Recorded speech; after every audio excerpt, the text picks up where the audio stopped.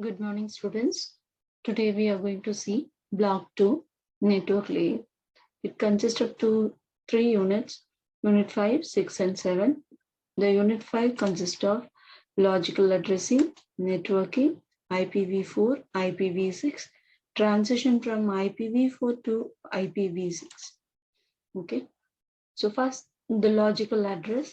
The logical address is also known as an IP address, and it can change over time as well as from one network to another network. The internet service provider will be in charge of assigning it. When a device connects to a different network, it receives a different IP address as a result of a change in the internet service provider. A concern with the getting packets from source to destination. The network layer must know the topology of the subnet and choose appropriate paths through it. When sources and destination on different networks, the network layer must deal with these issues. The key issues are: what are the device does the network layer provide to transport layer? Either it is connection oriented or connectionless. So if it is connection oriented, it has to operate in a different manner.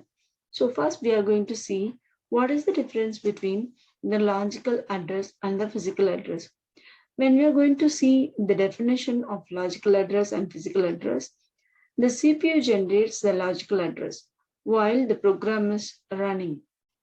But the physical address is the location in memory.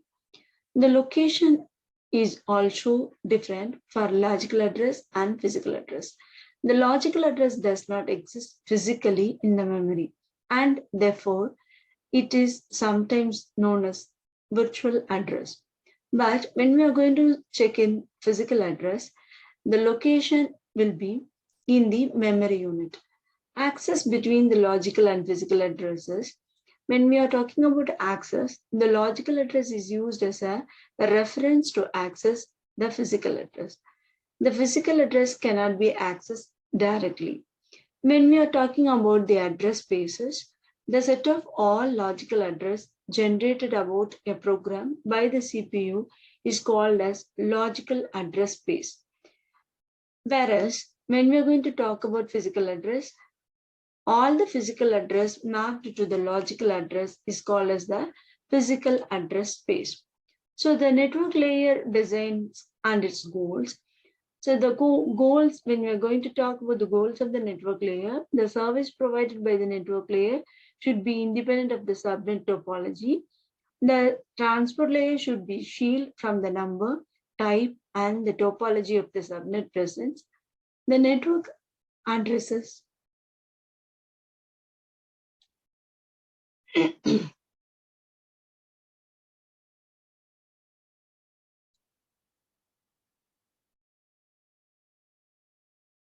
The network addresses available to the transport layer should use a uniform number plan. So this is the OSI model of the network layer. As you all already seen about these things, when we are going to take information from one node to another node, a node may be a system or a printer or whatever it may be. It may be either another computer. So if the message is taken to the transport layer, the information will be sent to the network layer, and from the network layer, it will be taken to the data link layer, and from data link layer, it will be passed to the physical layer. So it has to transform through the modes. Either it may be a connection or connectionless orientation. It will be passed. The message will be passed from one node to the other node, and the end system will receive the information, and the physical address will be carried out with the help of the physical layer. So all the information which has to be transferred from physical layer to network link layer will be transformed, and from the data link layer, it will be taken. The informations will be taken in the data link layer, and then the other informations will be transformed to network layer.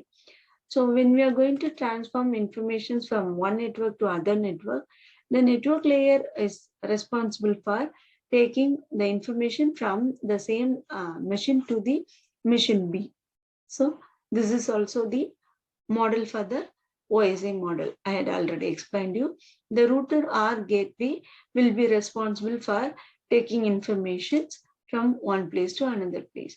So as I had already told you, it may be a different types of subnets. For example, it may be a metropolitan area network informations. So all the informations uh, from a particular departmental server will be taken into the backbone, and it will be transformed to the gateway to the other network layers available in the networks. So this is the WAN network layer. It will also carried out like this. So then we are going to see about the internetworking with the bridges. So we are going to see the pros and cons of the internetworking. So the transparency is the advantage of a internet working. The LANs are connected without any awareness from the host. So popular solutions for campus size networks will be using these types of internet workings. So cons, when we're going to talk about the cons, the transparency can be misleading. It looks like a single Ethernet segment, but really is not. The packets can be dropped, latencies may vary. The homogeneity can only support networks with the identical frame headers, example Ethernet or FDDI. However, it can connect different speed Ethernet. The scalability of the internet working, tens of networks only. Bridges forward all the broadcast streams, increase the latencies. So internet working with applications, it may be with the help of applications. Application gateway connects different networks for a particular application. The user on host X posts news items to the gateway machine on a network layer. Gateway on A passes items or informations to the gateway B. User on the host Y reads the message from the gateway on B. So this is the model of internet working with the application layer. So informations will be carried out like this, and it will be transformed through the gateway program to the other end. So these are some of the other pros and cons. It is very heterogeneous, and it can handle different types of networks, and it is very simple. It will be having only modems plus gateway software to transform information. Cons, when we are going to talk, it will not deal with the general purpose informations. Each solution is application to the specific things. So internet working with the routers. Definition: an internetwork is an arbitrary collection of physical networks interconnected by routers to provide some sort of host-to-host packet delivery services. Okay, so building an internet. When we are going to talk about internet, we start with two separate unconnected computer networks, which are different locations and possibly built by different vendors. So it should be portable to everyone. So building an internet network, it has to be continued here also. So next we have to physically connect one computer to other computer with the help of a router to each of the networks. See here. So finally, we can run a software implementation of the internet protocol on each host and router. IP provides a global namespace for the host, routing messages between network 1 and network 2 if necessary. So this is the IP address of each and every system. So we will talk about that in later slides. At this point, we have an internet consisting of 6 computers built from 2 original networks. Each computer on our internet can communicate with other computer. IP provides the illusions that they are in just the same network. Okay, so this is the a pictogram of a internet with the routers. We had already seen this with the help of the gateways, but we are now seeing this the router. So if the information is going to be sent through the application layer, all these informations will be carried out to the next layer, like transport layer. Information will be sent to transport layer, and then to network layer, and then to data link layer, and then to physical layer. All these informations will be taken away with the help of the routers. So informations and the packets will be flown with the help of this router, and then it will reach the next application which resides in the network B. Okay, so when we are going to talk about IP, we are just going to have two sets of IPs we are going to mention here, like IPv4 and IPv6. So first I have to introduce you IPv4. IPv4 address is a 32-bit address that uniquely and universally defines the connection of a device. For example, a router or a computer, whatever it may be, but it will have its own IP address when it is connected into internet. IPv4 addresses are unique and universal to all other nodes which are connected into the internet. IP addresses of IPv4 is 2 to the power of 32. So it may connect these many systems or these many nodes in the internet at a time. So this is the IP address, as I had already mentioned you. See, this is the IP address. It will have some information with this help of numbers which is produced here. I will explain this here. So these IP address will be taken as 4 different parts. See here, this is a part, and see here, 128.11.3.31. So these IP address will be taken as 4 different parts, and if each and every part will define some set of informations. So for example, if it is going to be class A, it will have different informations with the set of the bits which is going to be allocated for the particular machine. And for each and every class, it will be different. See here, a class is nothing but a large part of values which is going to be assigned. For each and every class, it will maintain a different set of applications. Okay.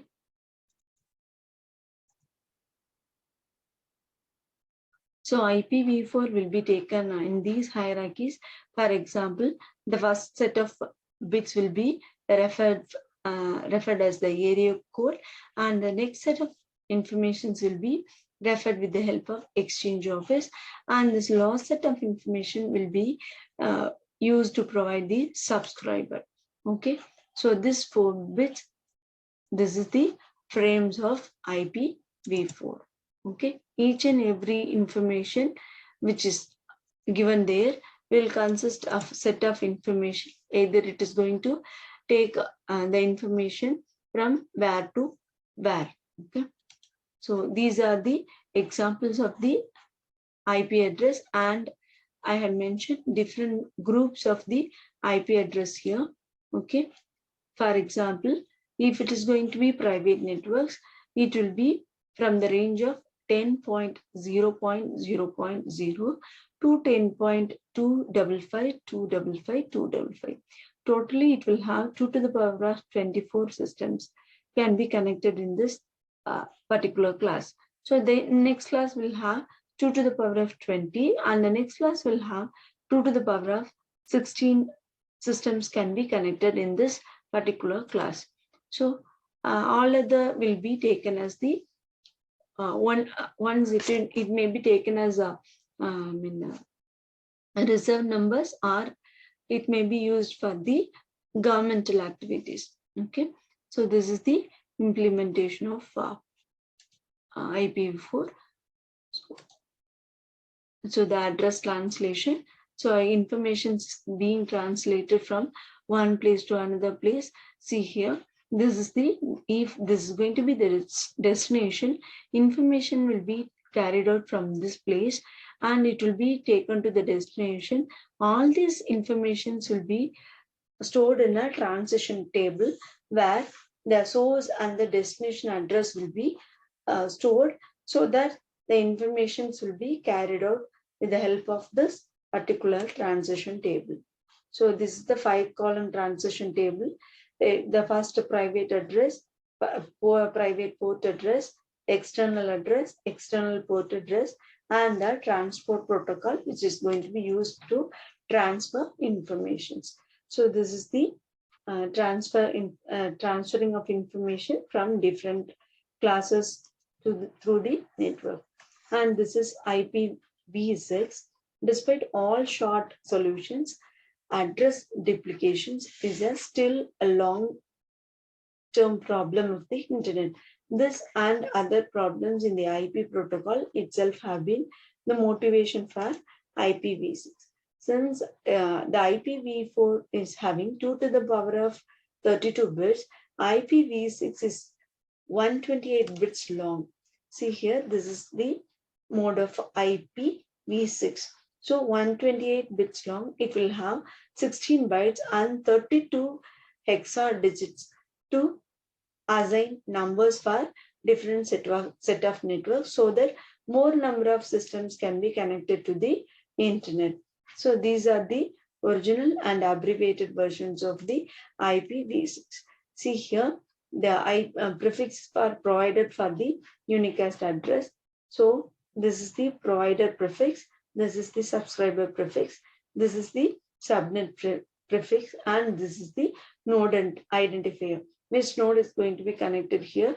It can be identified with the help of this node identifier. So each and every bit is having its own representation. Each and every bit will have its own representation of informations. For example, if the bit is going to be all zeros, then it is not specified. If it is going to have all zeros with 1, then it is known as loopback. And if it is going to have all zeros and it may be compatible, when it is going to be IPv4, then it is compatible. If it is going to be all ones, then it will be mapped. So this is some sort of a networking ideologies, it's present there. Okay. So the transition from IPv4 to IPv6. The complete transition from IPv4 to IPv6 might not be possible because IPv6 is not backward compatible. This results in a situation where either a site is on IPv6 or it is not. It is unlike implementation of other new technologies where the new one is backward compatible. So the older system can still work with the new version without any additional changes. To overcome this shortcoming, we have a few technologies that can be used to ensure slow and smooth transition from IPv4 to IPv6. So this is one of the technology which is being used. Dual stack router. A router can be installed with IPv4 and IPv6 address configured on its interfaces pointing to the network of relevant IP schemes, so that it will be easy to carry on the information. In the above figure, a server having IPv4 as well as IPv6 address configured for it can now speak with all the hosts, either it may be IPv4 or it may be a IPv6. The dual stack router can communicate with both the networks. It provides a medium for the host to access a server without changing their IP versions. So on the next topic, what we are going to see is tunneling, address mapping, ICMP, IGMP. It is in the unit 6. Okay. So tunneling. It is a scenario where different IP versions exist on the intermediate path or transit networks. Tunneling provides a better solution where users' data can pass through a non-supported IP versions. For example, if it is going to be IPv4 and if we are going to send the information to IPv6, tunneling will be very helpful. The above diagram depicts how two remote IPv4 networks can communicate via a tunnel, where the transit network was on IPv6. Vice versa, it is also possible where to transmit data network, where to transit the network is on IPv6 and the remote sites that intend to communicate are on IPv4. So when we are going to talk about ICMP v4, I mean Internet Control Message Protocol version 4, it is a network layer protocol. There were more number of protocols available in the networks. So it is also a type of protocol. It is a combination of it is a companion to the IP protocol. Internet Control Message Protocol defines a collection of error messages that are sent back to the source host whenever the router or host is unable to process an IP datagram successfully. So the ICMP message types. What are the types of messages it can be avoided? The ICMP messages are divided into two broad categories. One is error reporting and querying messages. The error reporting messages report problems that your router or a host destination may encounter when it's processed an IP address.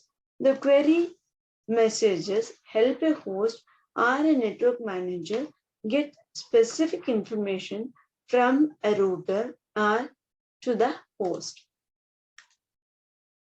So this is the ICMP messages, this is the error reporting messages, and this is the query reporting messages. So when it is going to have error reporting messages, what are the types of errors can be occurred are the destination may be unreachable at some part of time. When a router cannot route a datagram, the datagram is discarded and sends a destination unreachable message to the source host. Okay. So source quench. When a router or a host discards a datagram due to congestion, it sends a source quench message to the source host. This message acts as flow control. If there were more number of messages at the same time, it may be quenched so that it will send a source quench message. Time exceeds. Time exceeds is also another type of error. If the router discards a datagram when TTL field becomes 0 and a time exceed message is sent to the source host, so the source host may check it whether the information are sent or not. The parameter problem, if a router discovers ambiguous or missing value in any field of the datagram, it discards the datagram and sends a parameter problem message to source. Redirection. Redirect message are sent by the default router to inform that the source host to update its forwarding table when the packet is routed in a wrong path. Okay, so this is the host and the router sending and receiving information. If the information is sent from the host, it will be taken through the network and the IP datagram is discarded. If it discards due to any of the problems, and these error messages will be carried out with the help of ICMP error message, and it will be given to the host. And the next type of message is querying message. So ICMP query message. So queries may be of getting the information from the server. Okay, so request sent by the host or the request sent by host to a router or host. So for the particular request, the host has to reply. The reply sent back to the querying host. Okay, the echo, request and reply. The combination of echo, request and reply messages determine whether two systems are communicating or not. If any information is sent from the client side, it the other end has to reply for the particular information. So the timestamp is used to check when the message is being sent and when the message is being replied. For example, if two machines can use the timestamp request and reply messages to determine the round trip time, that is RTT, address mask request and reply. A host to obtain subnet mask sends an address mask request message to the router, which responds with an address mask reply message. Okay, so the router solicitation and advertisement. A host broadcasts a router solicitation message to know about the router.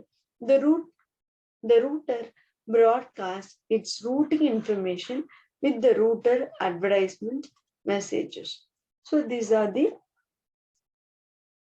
error message or the query message sent by the ICMP.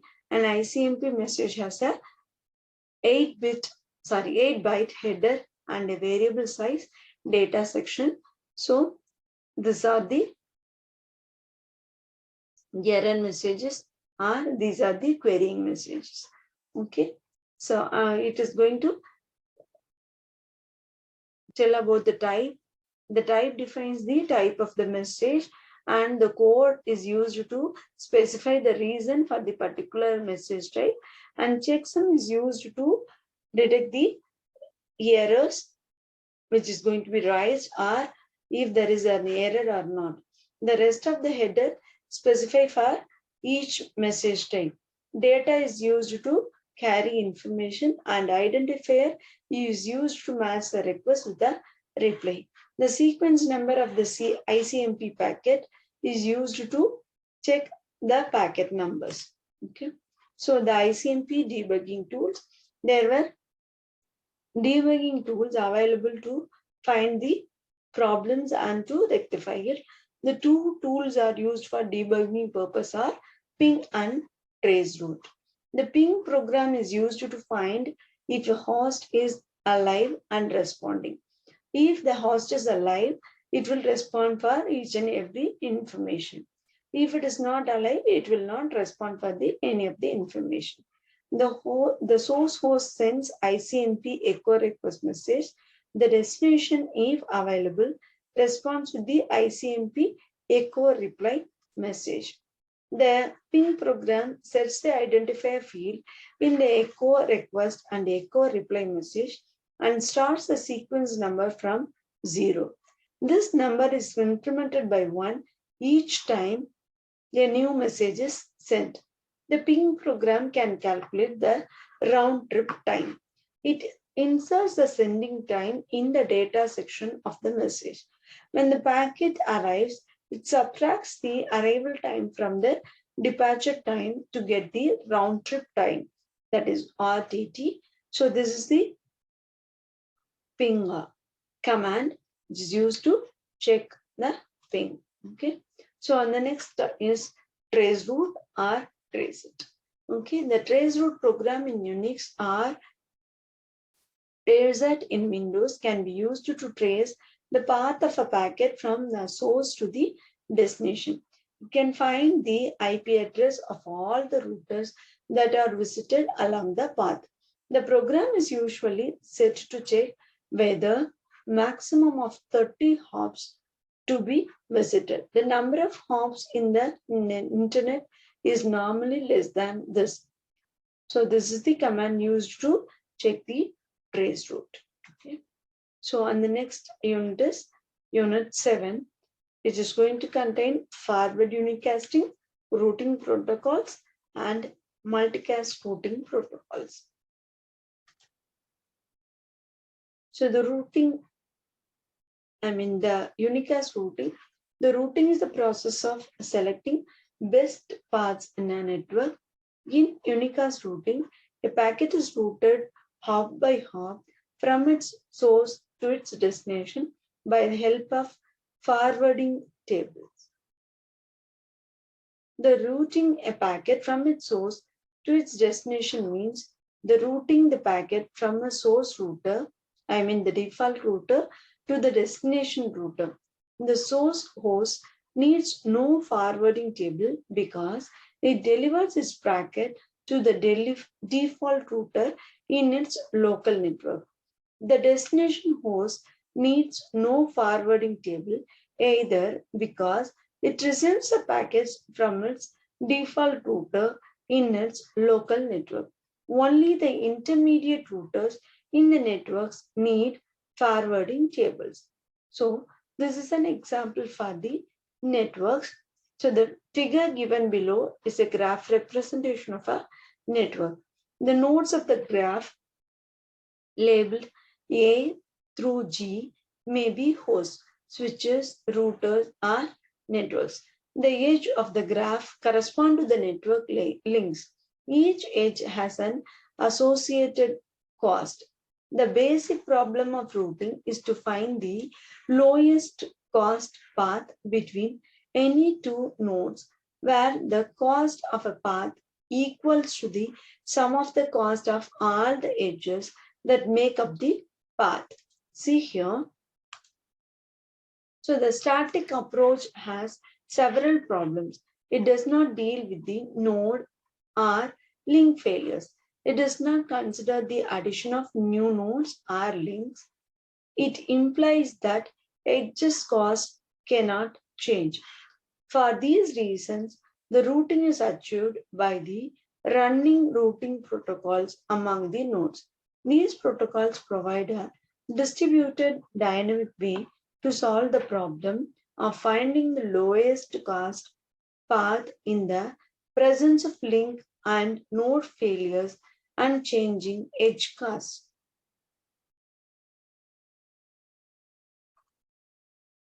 This is the unicast routing algorithms. There are three main classes of routing protocols: distance vector routing algorithm, that is routing information protocol, and the next is link state routing algorithm. The algorithm here is open shortest path first protocol, and the third is path vector routing algorithm, that is broader gateway protocol. And the next is distance vector routing information protocol, RIP, and Bellman-Ford algorithm. So we are going to see some of the algorithms in these classes.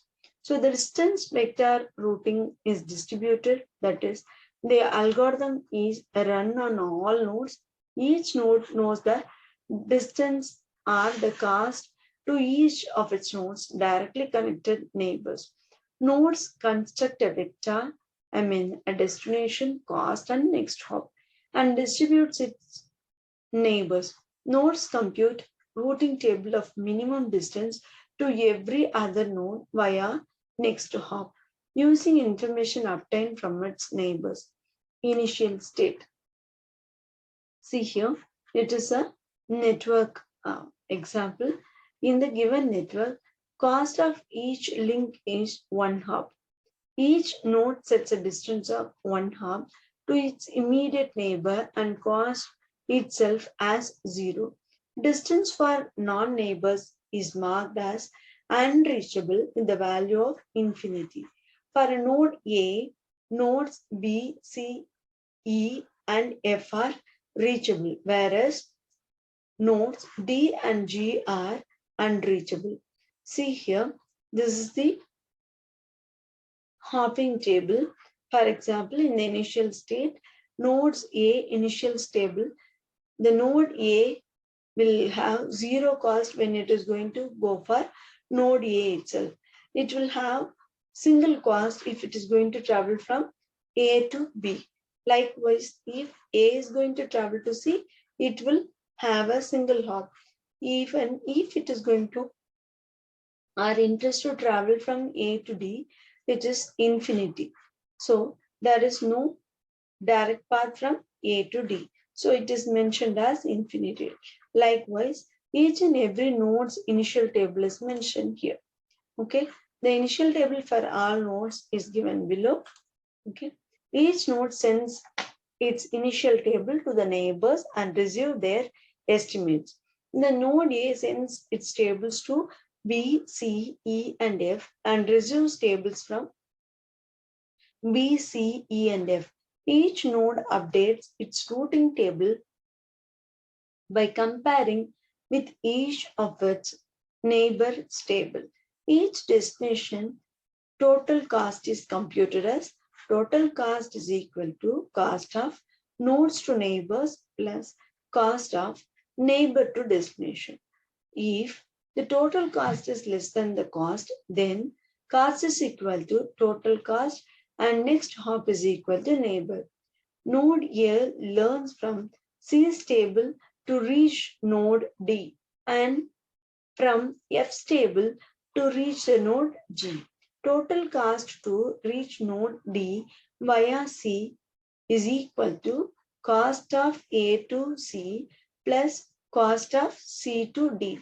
Since cost is equal to cost of A to C is 1 and cost of C to D is also 1. So 1 plus n is equal to 2. So 2 is less than the infinity. Entry for the destination D in A's table is changed to D2, C. Total cost to reach the node G via F is equal to cost A to F plus cost F to G. So here also it is going to have 1 plus 1. So is equal to 2. Since 2 is less than the infinity, entry for the destination G in A's table is changed to G2, F. Each node will complete routing table after few exchange among its neighbors. See here, this is the updated table. System stabilized when all the nodes have complete routing information, that is convergence. Routing tables are exchanged periodically or in case of triggered update. The final distance stored at each node is given below. See here, this is the updated table.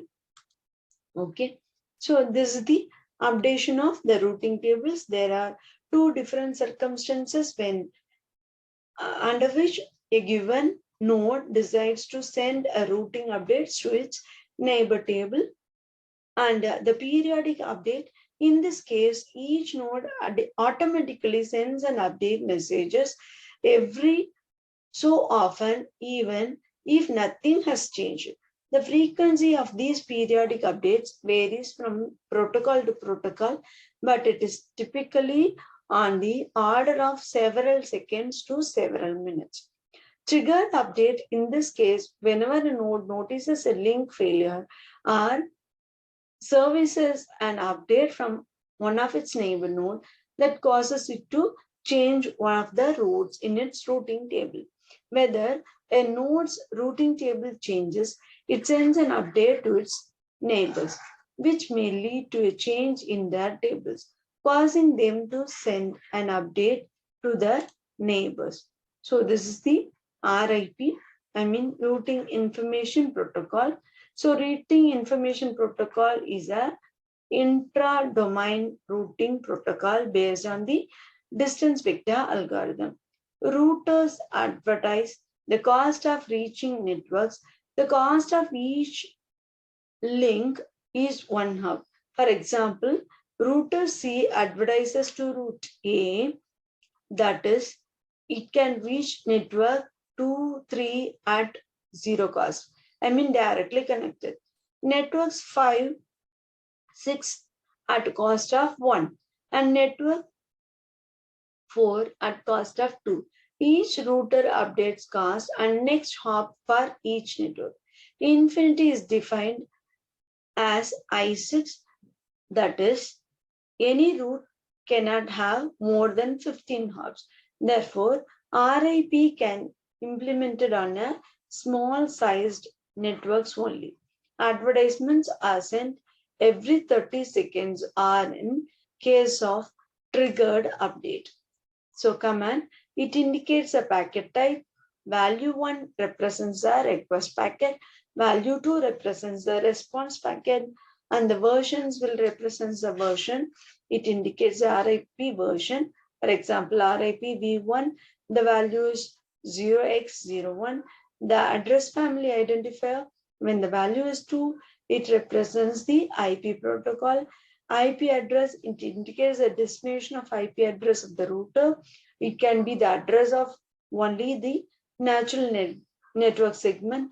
And the metric, it is used to indicate the hop count of a route to its destination. So, and the next is count to infinity.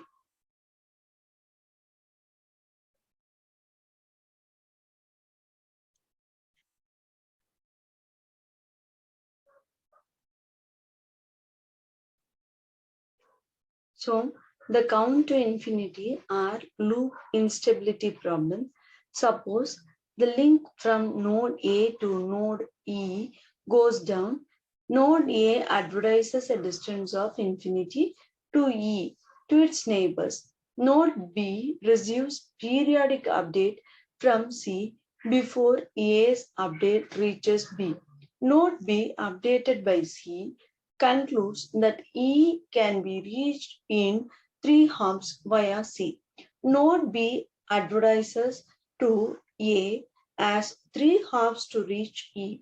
Node A in turn updates with the distance of 4 hops to E, and so on. Thus, nodes update each other until the cost to E reaches infinity, that is non-convergence. Routing table does not stabilize. This problem is called loop instability or count to infinity.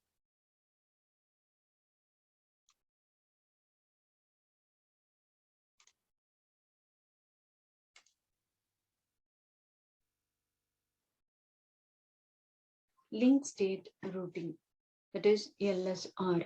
Open Shortest Path Protocol, OSPF, Dijkstra's algorithm. Each node knows the state of a link to its neighbor's node and its cost. Nodes create an update packet called link state packet that contains ID of the node, list of the neighbors for that node, and associated cost, 64-bit sequence number, time to live. All these things are in the packet update.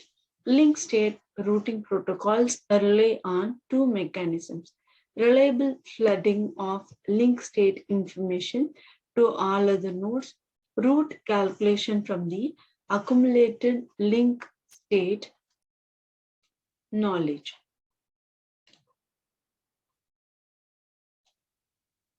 So the next is reliable flooding. Each node sends its LSB out on each of its directly connected links. When a node receives LSB of another node, it checks if it has an LSB already for that node. If not, it stores and forwards the LSB on all other links except the incoming one. Else, if the received LSB has a bigger sequence number, then it is stored and forwarded. Older LSB for that node is discarded.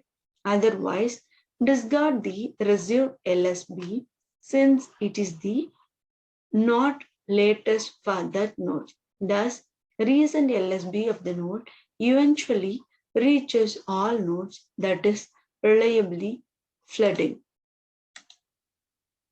See here, this is the diagram. Flooding of LSB in a small network is as follows. For example, when node X receives Y's LSB, A, it floods on to its neighbors A and C. See the figure B.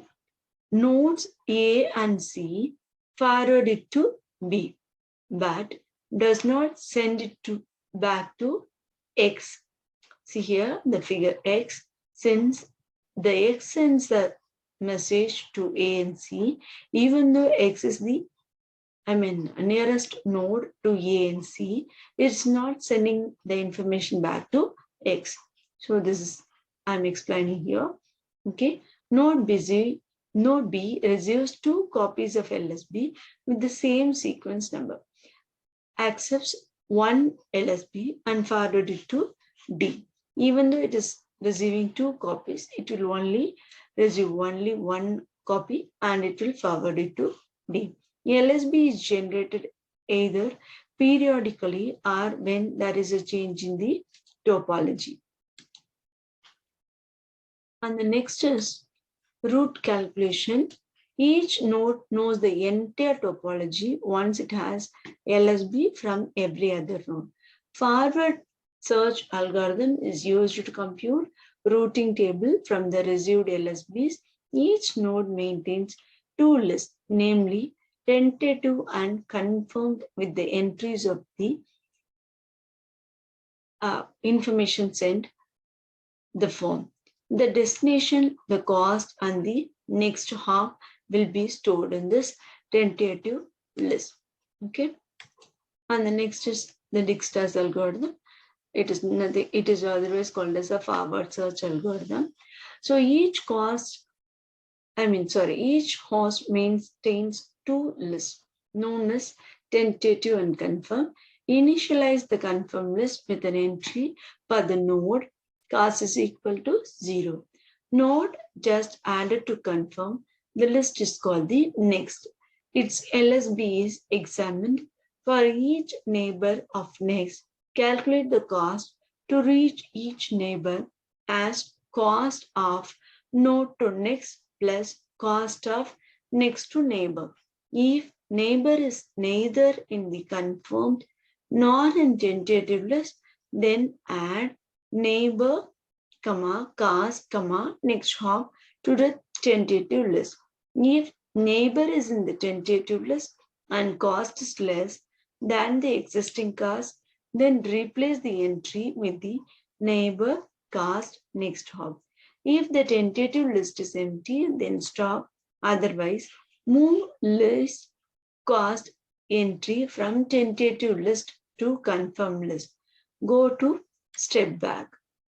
See here, this is an example for the Dijkstra's algorithm.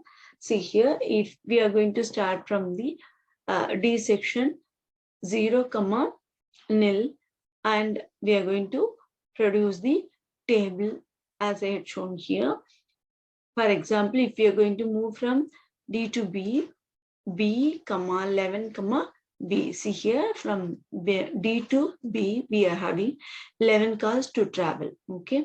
For example, if there is another way to travel from D to B, we have to take the least amount of entering to B. So this is the things which are all updated here. For example, D, 0, dash. See, if I'm going to reach C, then it costs only 2. Okay, so this can be updated if I'm going to reach C. Okay, so the least cost will be taken into the table. Okay, so the next is open shortest path first protocol. OSPF is a non-proprietary, widely used link state routing protocol. OSPF features are, it has authentication mechanism. It is malicious host can collapse a network by advertising to reach every host with a cost 0. Such disasters are avoided by authenticating the routing updates. So if there are more number of advertisements are sent from a host to other host, then it will create problems in the networking. So it is authenticated with the help of OSPF. Additional hierarchy, domain is partitioned into areas, that is OSPF is more scalable. Load balancing, multiple routes to the same places are assigned the same cost, thus trafficking is distributed evenly. So this is the link state packet format of this already discussed. So the version represents the current version of OSPF, and the type is 1 to 5 of OSPF messages. Type 1 is hello, and message. Type 2 is a request. Type 3 is sent. Type 4 is used to acknowledge, and type 5 is used to reserve. The source address is used to identify the sender. It is RL, 32-bit identifier of the area in which the node is located. Checksum is used to check the errors, that is 16-bit internal checksum. The authentication type 1, it is used to authenticate simple password, and type 2 is used to check the cryptographic authentication, and the authentication contains password or cryptographic checksums. So on the next is Unicast protocol. A protocol is more than an algorithm. A protocol needs to define its domain of operations, the message being exchanged, and the communication between the routers and interactions with the protocols in other domains. A routing protocol specifies how routers communicate with each other, distributing information that enables them to select routes between any two nodes on a computer network. Routers perform the traffic directing functions on the internet. Data packets are forwarded through the networks on the internet from router to router until they reach their destination computers. Routing algorithm determine the specific choice of the route. Each router has a prior knowledge only of networks attached to it directly. A routing protocol shares this information first among the immediate neighbors and then throughout the network. This way, the routers again gains a knowledge of the topology of the network.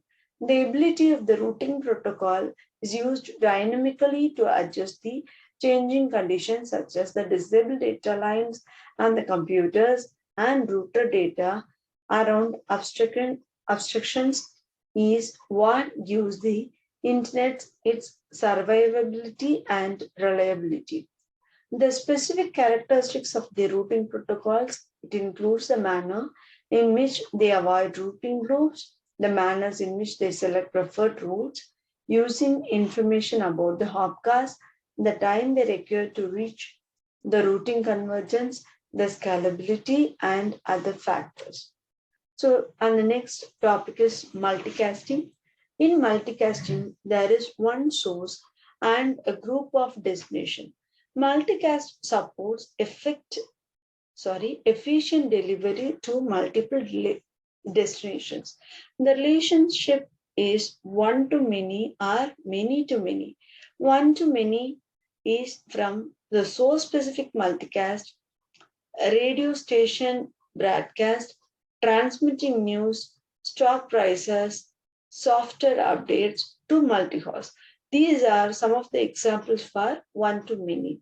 Since it can only convey the information and it cannot be revert anything. And the next is many to many, that is any source multicast, multimedia teleconferencing, online multiplayer games, distributed simulations. All these are examples for many to many, that is multicast. In this type of communication, the source address is a unicast address, but the destination address is a group address. The group address defines the members of the groups. Okay, so this is the destination in unicast, it is one, and this is the multicasting model. In multicasting, a multicast router may have to send out copies of the same datagram through more than one interface. Hosts that are members of a group receives copies of any of the packets sent to it. Groups multicast address. A host can be in multi-groups. A host can join and leave groups. A host signals its desire to join or leave a multicast group by communicating with its local router using a special protocol. And IPv4, the protocol is Group Management Protocol, that is IGMP. In IPv6, the protocol is Multicast Listener Discovery, that is MLD. IGMP or MLG protocol, the hosts communicate their desire to join or leave a multicast group to a router using the IGMP in IPv4 or multicast listener discovery, that is MLD in IPv6. Provides multicast routers with the information about the membership status of the host connected to the network. Enables a multicast router to create and update list of loyal members for each group. Hosts that are members of a group receive the copy of the packet sent when the destination contains group address. So the multicasting versus multiple unicasting. So the multicasting starts with a single packet from the source that is duplicated by the routers. The destination address in each packet is the same for all duplicates. Only a single copy of the packet travels between any two routers. In multiple unicasting, several packets starts from the source. If there are three destinations, for example, the source sends three packets, each with a different unicast destination. There may be multiple copies traveling between two routers. See here, this is an diagram for multicasting and multiple unicasting. So the information is sent from the source to the destination. Okay. See here, what is the need for the multicasting? Without the support for multicast, a source needs to send a separate packet with the identical data to each member of the group. So the source needs to keep track of the IP address of each member in the group using the IP multicast. Sending host does not send multiple copies of the packet. A host sends a single copy of the packet addressed to the group's multicast address. The sending host does not need to know the individual unicast IP address for each member. So these are the types of multicasting, that is source specific multicasting. It is used for the receiver specifies multicast group and sender from which it is interested to receive packets. Example, internet radio broadcasting. And the next type is any source multicast supplements any source multicast many to many model. Multicast applications are access to distributed databases, information discrimination, teleconferencing, and distance learning. So this is called as the multicast routing. So it supports multicast. A router must additionally have multicast forwarding tables that indicate based on the multicast address, which links to use to forward the multicast packets. Unicast forwarding tables collectively specify a set of paths. Multicast forwarding tables collectively specify a set of trees, multicast distribution trees. Multicast routing is the process by which multicast distribution trees are determined. To support multicasting, routers additionally build multicast forwarding tables. Multicast forwarding table is a tree structure known as multicast distribution trees. Internet multicast is implemented on a physical networks that support broadcasting by extending forwarding functions. So these are the multicast distribution trees. It is of two types, that is multicast distribution trees used in multicast tree routing, source based tree, that is DVMRP. Each combination, that is source and group, there is a shortest path spanning tree, flood and prune, send multicast traffic everywhere, prune edges that are not actively subscribed to group, link or state. It routers floods groups that they would like to receive, compute shortest path trees on demand. It shares the trees in a single distributed tree shared among all the sources. does not include its own topology discovery mechanism, but instead uses routing information supplied by other routing protocols. It will specify the rendezvous pointing for group senders and send packets RP receives join at RP. RP multicast to receives fix up tree for optimization. Rendezvous point tree, one router is the center of the group and therefore the root of the tree. So this is the multicasting protocols. So there are distance vector multicasting routing protocol independent multicast. Okay, so this distance vector multicasting protocol.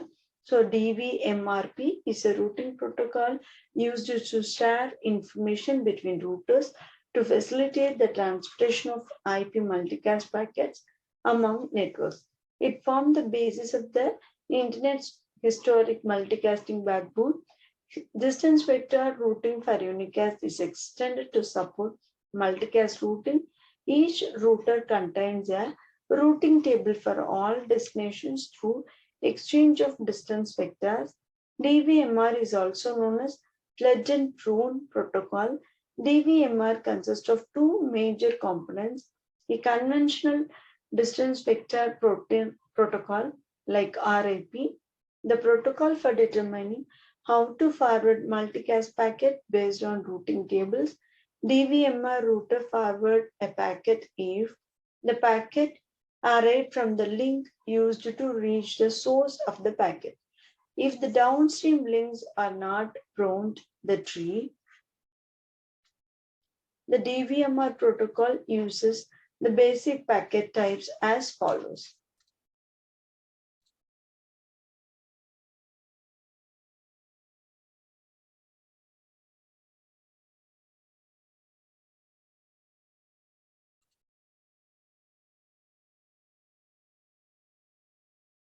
So this is the table for DVMR, that is as follows. It shows the source, subnet, and multicast groups, TTL, and input and outputs. Okay. So the multicast is added to the distance vector. It is used for flooding and it reverses the path forwarding, reverse path broadcasting, reverse path multicast flooding. A router on receiving a multicast packet from the source S to the destination from the next hop forwards the packet on all outgoing links. The packet is flooded and looped back to S. The drawbacks are it floods a network even if it has no members for that group. Packets are forwarded by each router connected to a LAN, that is duplicate flooding. So reverse path forwarding, RPF, eliminates the looping problem in flooding process. It only have one copy. It is forwarded. The other copies are discarded. The RPF forces the router to forward a multicast packet from one specific interface, the one which has come through the shortest path from the source to the router. The packet is flooded but not looped back to yes. So this is the picture which is used to show you the RPF. So the next is reverse path broadcasting. So reverse path broadcasting, it is called as RPB, does not multicast the packet, it broadcasts it. So it creates the shortest path broadcast tree from the source to each destination, and it guarantees each destination receives only one copy of the packet. So it is needed to prevent each network from receiving more than one copy of the packet. If a network is connected to more than one router, it may receive a copy of the packet from each router. One router identifies as a parent called designated router, that is DR.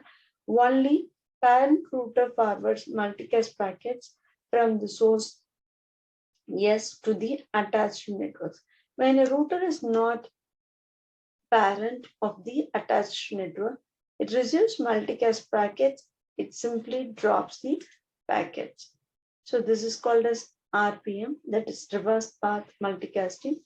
To increase the efficiency, the multicast path it is used, it must reach only those networks that have active members for that particular group.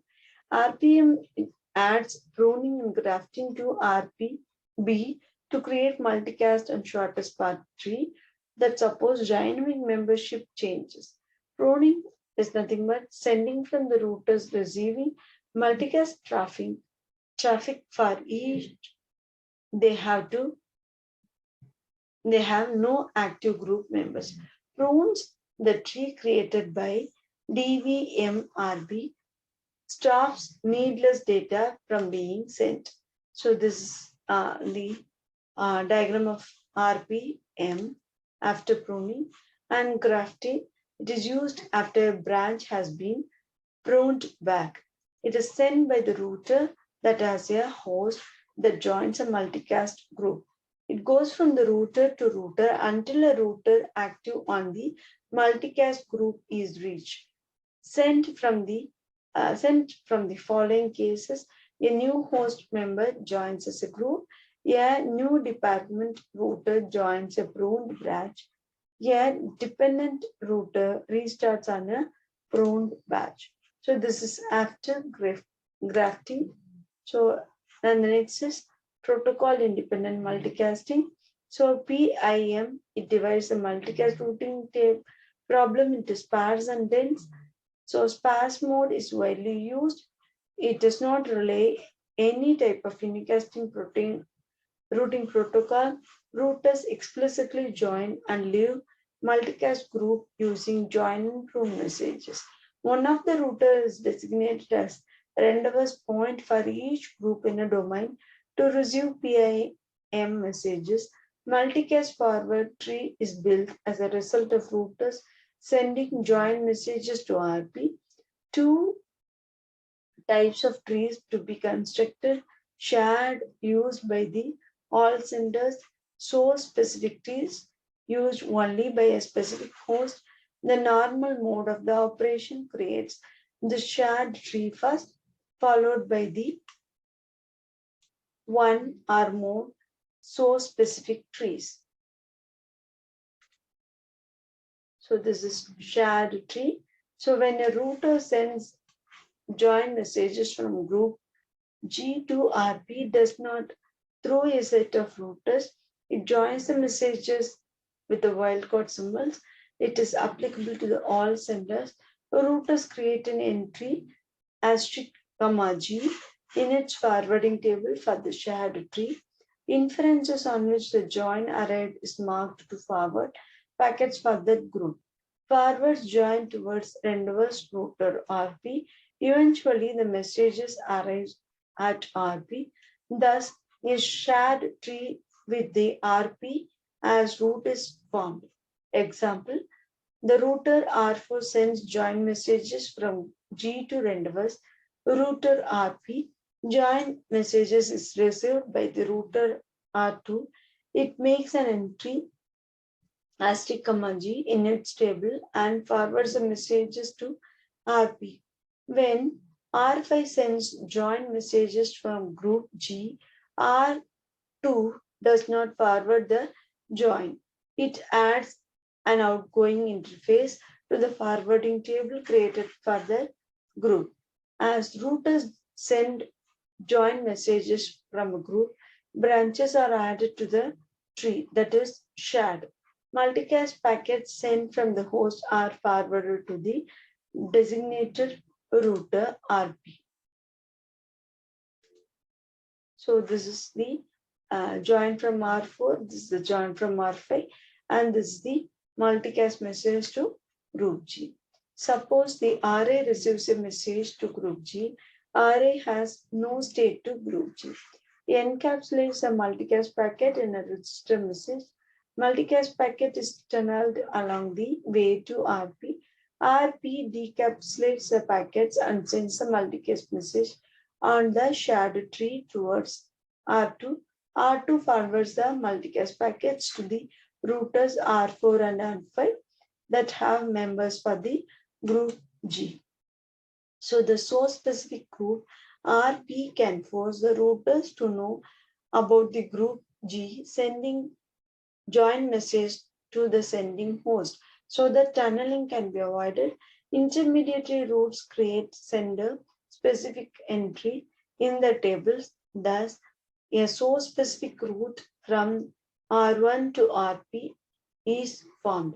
If there is high rate of packet sent from a sender to sender group G, then shared tree is replaced by the source specific tree with sender as root.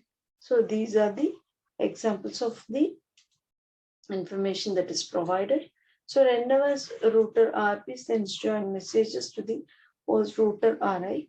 So R1, that is the router R3 learns about the group G through the message sent by RP.